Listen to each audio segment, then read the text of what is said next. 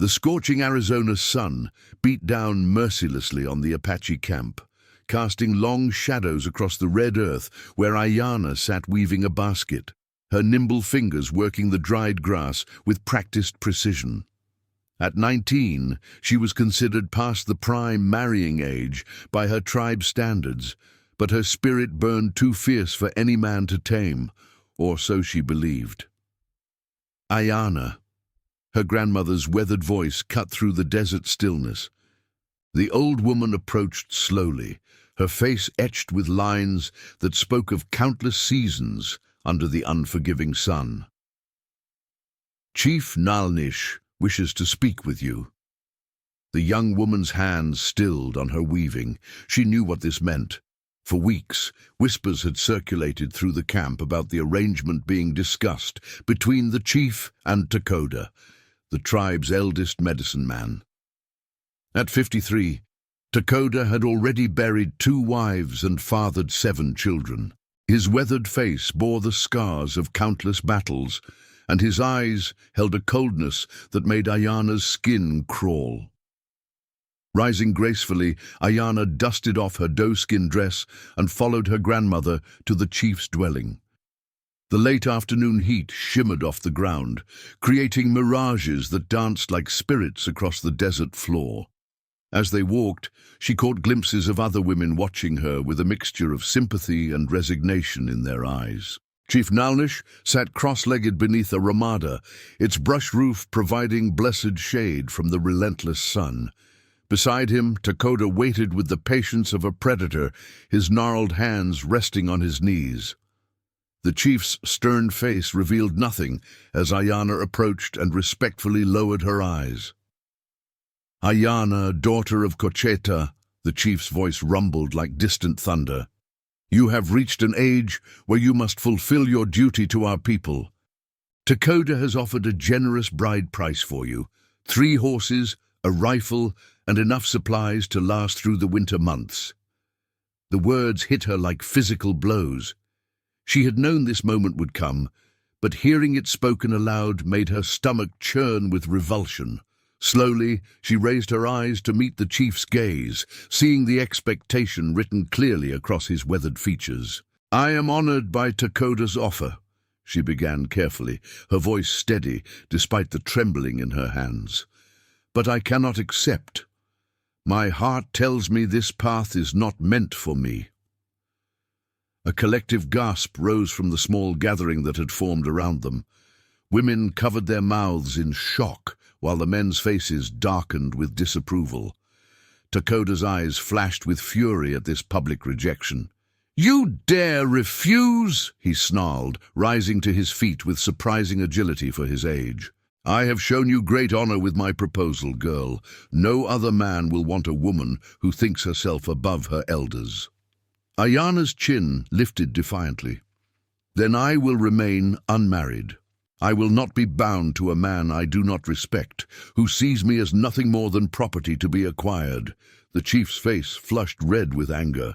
"You forget your place, child. This marriage will strengthen our tribe's spiritual guidance and ensure your protection. Your refusal dishonors not only Takoda but our entire people." "I dishonor no one by choosing my own fate," Ayanna replied, her voice growing stronger with each word.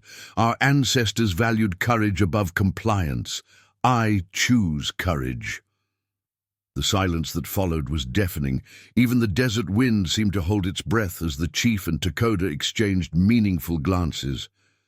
Finally, Nalnish spoke, his voice cold as winter mountain air. "If you will not honor our ways willingly, then you have chosen to separate yourself from our protection. You have until sunset to reconsider. If you maintain this foolish stance, you will face the consequences of your defiance." As Ayanna walked back to her family's dwelling, she felt the weight of countless eyes upon her. Some held sympathy, others condemnation, but all carried the knowledge that she had crossed a line from which there might be no return. The desert around her seemed suddenly vast and unforgiving, stretching endlessly in all directions like a sea of red sand and thorny sage. That evening, as the sun painted the sky in brilliant shades of orange and purple, Ayana made her choice. She would not bend. She would not surrender her freedom for the illusion of security. Whatever consequences awaited her, she would face them with her head held high and her spirit unbroken. Dawn came with the sound of approaching horses.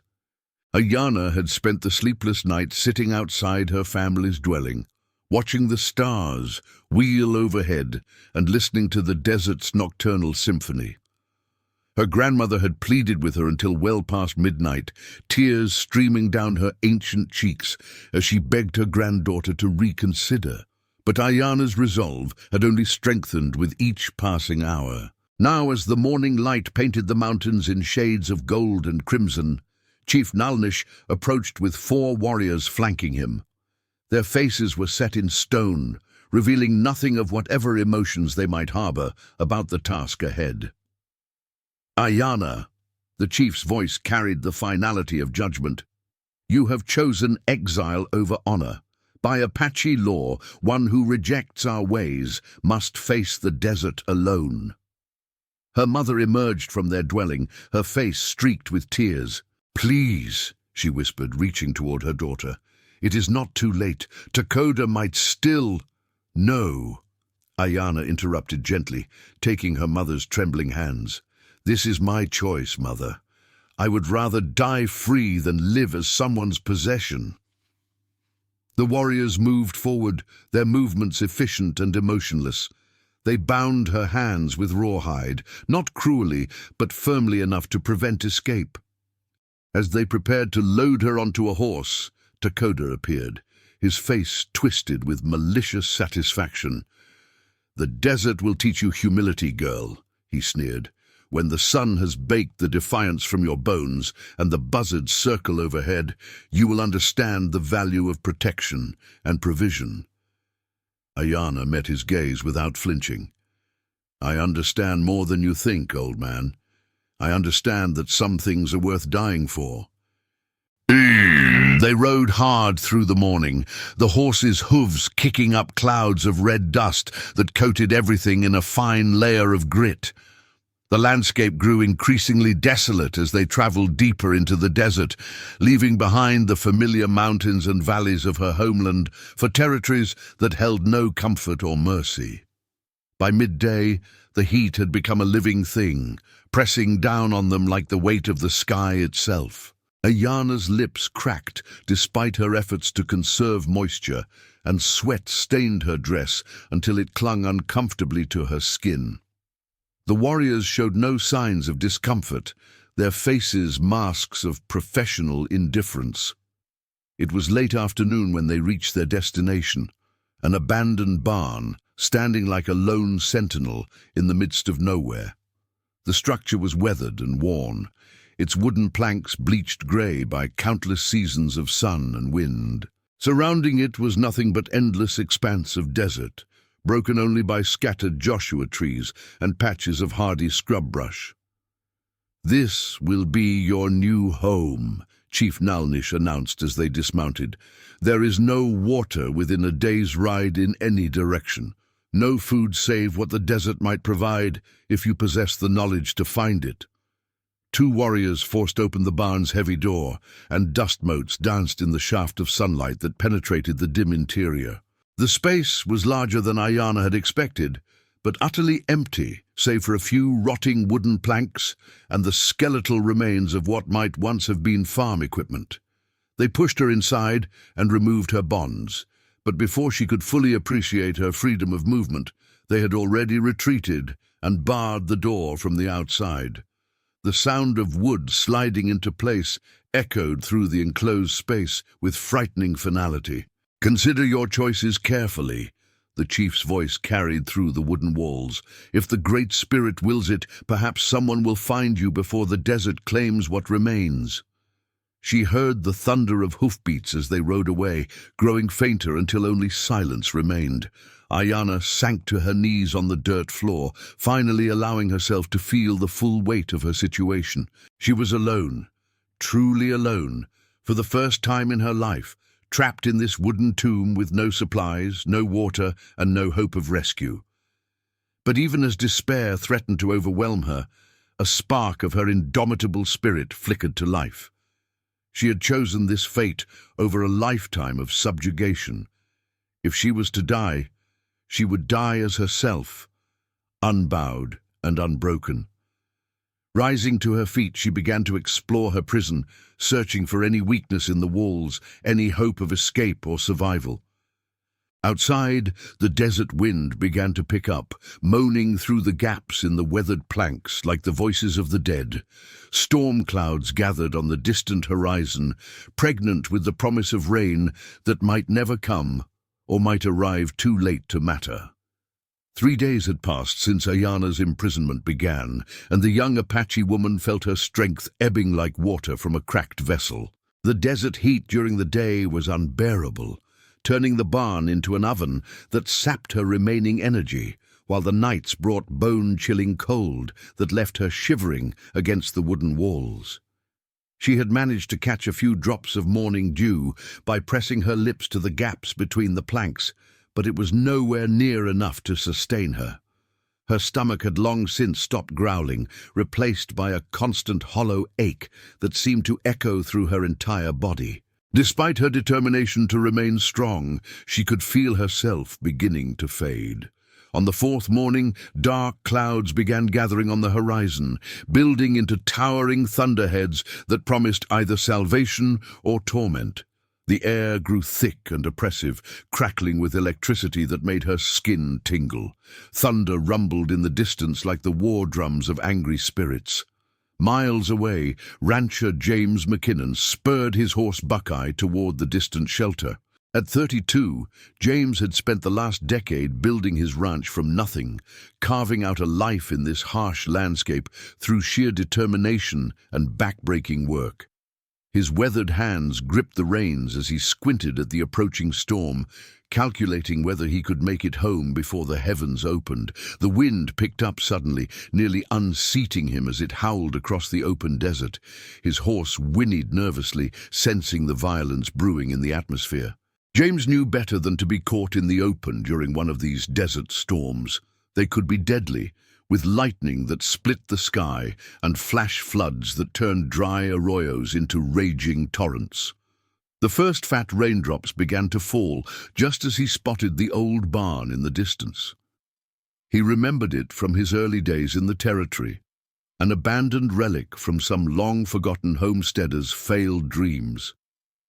It wasn't much, but it would provide shelter until the worst passed. Thunder crashed overhead as he reached the structure, the sound reverberating through the wooden walls like cannon fire. James dismounted quickly, leading Buckeye to the leeward side of the building where they would be somewhat protected from the driving rain that had begun in earnest. It was then that he heard it, a faint sound from inside the barn that made him freeze in his tracks. Was that singing? The melody was hauntingly beautiful, sung in a language he didn't recognize, but that seemed to speak directly to his soul. The voice was weak, barely audible over the storm, but unmistakably human. "Hello?" he called out, pressing his ear to the wooden wall. "Is someone in there?" The singing stopped abruptly, replaced by what sounded like scrambling movement. Then a voice, distinctly female and speaking accented English, responded with desperate hope. "Help me! Please, I'm trapped inside!" James circled the building quickly, searching for an entrance. When he found the door, he discovered it was barred from the outside with a heavy wooden beam. His mind raced as he tried to make sense of the situation. Who would leave someone locked in here, and why? Lightning illuminated the desert in stark black and white as he wrestled with the beam, his muscles straining against wood swollen by the sudden moisture. Finally, it gave way with a sharp crack, and the door swung open to reveal the barn's dark interior. What he saw inside made his blood run cold.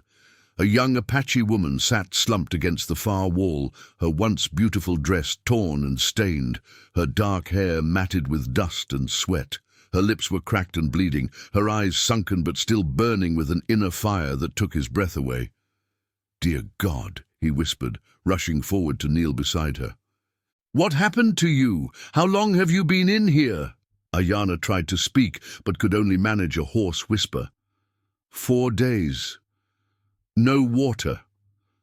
Without hesitation, James reached for his canteen, supporting her head gently as he helped her take small sips. The water seemed to revive her somewhat, bringing a bit of color back to her pale cheeks. "Easy now," he murmured, his voice surprisingly gentle for such a rugged man.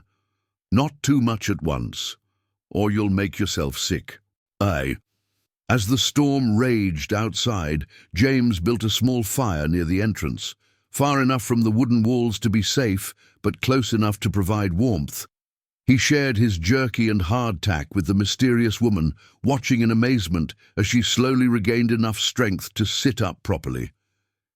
"My name is Ayana," she said finally, her voice still weak but clear. I was of the Chiricahua Apache." "James McKinnon," he replied, studying her face in the flickering firelight. "I own a ranch about 20 miles east of here. What I don't understand is how you ended up locked in this place." Ayana's eyes dropped to her hands as she considered how much to reveal. This white man had saved her life, but she had no reason to trust him beyond that basic debt. Still, something in his manner, the gentleness with which he had helped her, the genuine concern in his voice, made her want to tell the truth. "I refused to marry the man my chief chose for me," she said quietly. "As punishment, they brought me here to die."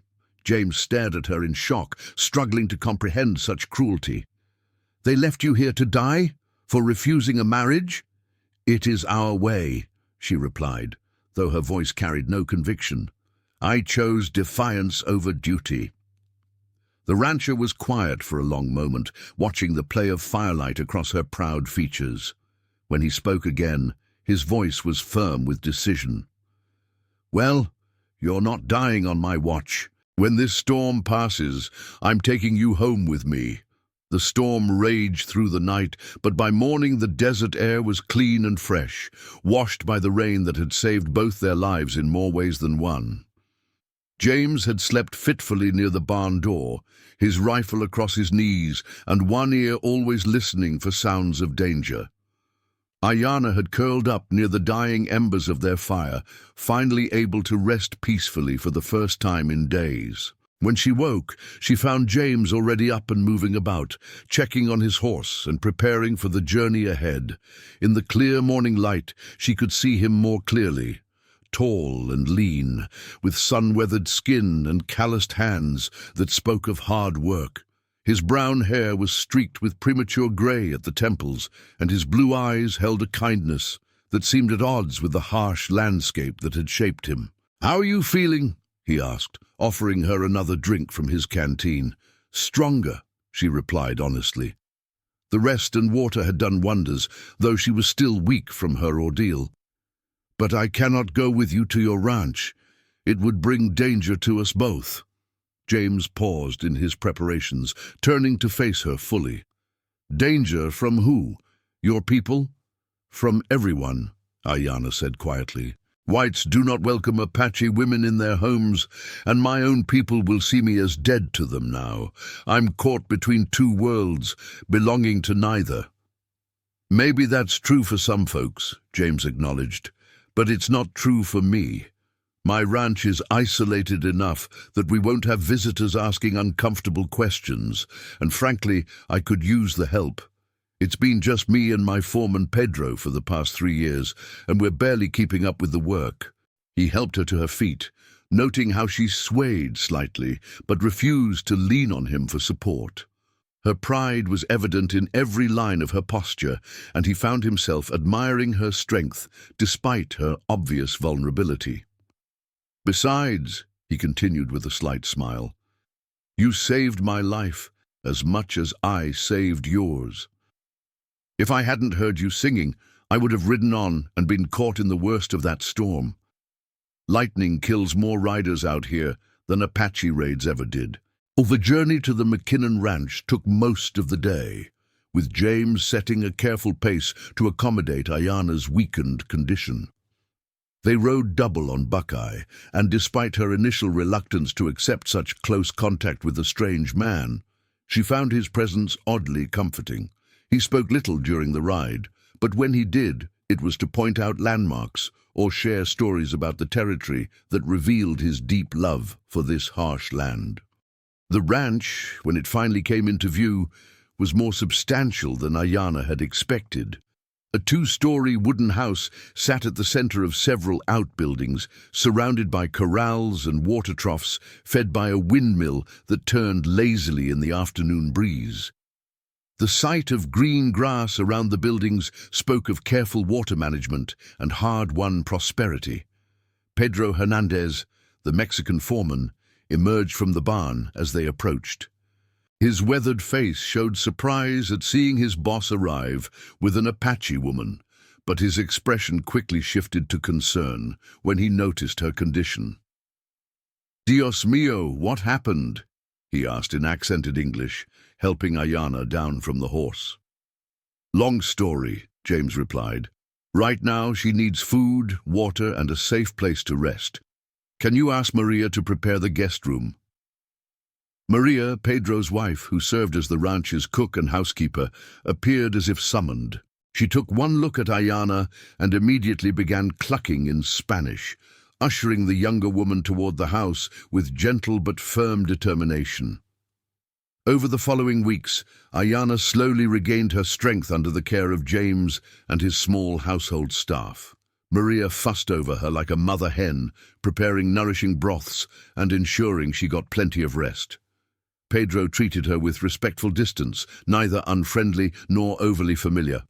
And James was a mystery she found herself increasingly curious to solve. He was unlike any white man she had ever encountered. He treated her as an equal, never talking down to her or making assumptions about her capabilities. When she expressed interest in helping with the ranch work, he found tasks suited to her skills, mending harnesses, tending the vegetable garden, even helping with the horses, which seemed to sense her natural affinity for them. In the evenings, they would sit on the porch and talk, sharing stories of their different worlds. Ayana told him about Apache customs and beliefs, while James spoke of his dreams for the ranch and his hope of building something lasting in this challenging land. Gradually, she began to understand that his kindness wasn't born of pity or guilt, but from a genuine respect for her as a person. One evening, as they watched the sunset paint the mountains in brilliant shades of orange and purple, James voiced the question that had been growing between them for weeks. "I know you're not ready to hear this," he said quietly, "but I hope you'll consider staying permanently, not as a hired hand or a charity case, but as a partner, in the ranch and in life." Ayana was quiet for a long moment, watching the last rays of sunlight fade from the peaks. When she spoke, her voice was soft but sure. "I was taught that a woman's worth came from the man she married and the children she bore. But you've shown me something different, that my worth comes from within myself, from my choices and my actions." She turned to meet his eyes. "If I stay, it will be as your equal, not your property." James smiled, reaching out to take her hand. "I wouldn't have it any other way." As the stars began to appear in the darkening sky, Ayana felt something she had never expected to find, a place where she could be truly herself, neither Apache nor white, but simply a woman who had chosen her own path. The desert that had once threatened to claim her life had instead led her to a new beginning, one built on mutual respect, shared dreams, and a love that transcended the boundaries others would try to impose. In the distance, a coyote's howl echoed across the vast landscape, wild and free, just as she would always be, but no longer alone.